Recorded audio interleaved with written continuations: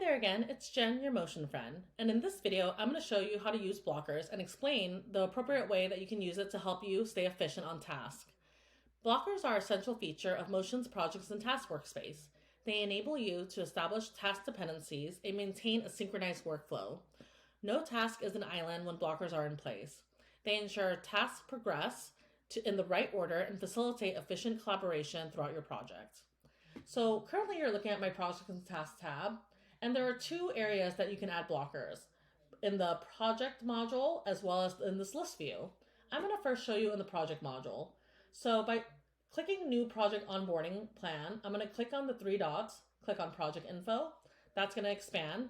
And now you can see that I'm working on this new project that's in the human resources workspace.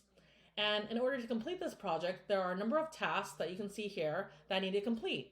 However, I need to make sure that these tasks are in the right order, and so I'm going to add blockers to them. So first, we're going to click on this task. Go over with managers at the meeting. However, I have nothing to go over with them, so let me create some blockers. In order to go over something with the managers, I'm going to have to meet with the department heads first about what they want to add in the onboarding plan. I'm also going to have to go ahead and create the first draft of the onboarding plan. And in order to know what to get some inspiration from, I'm going to have to go over last year's onboarding plan. So now these are a couple blockers I will have to do in order to go over it with the managers at the meeting. Another example is to send to new hires 1 week before the start date. However, what do I have to send them is onboarding plan. Let's make sure I add that here. So I have to go ahead and create the first draft for them.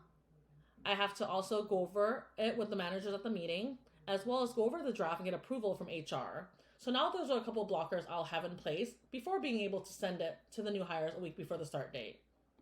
That's how you can easily add it in the project module. Now let's go ahead and move on in the list view.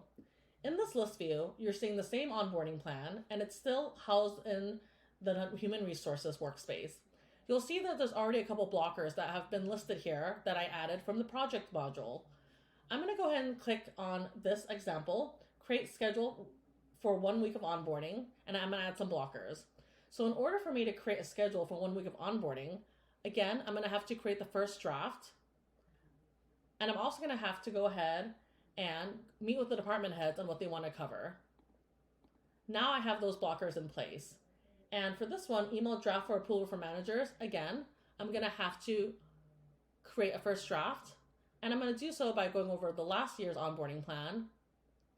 And that should be enough blockers for that.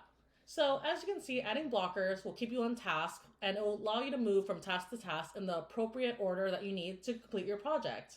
Hope this helps.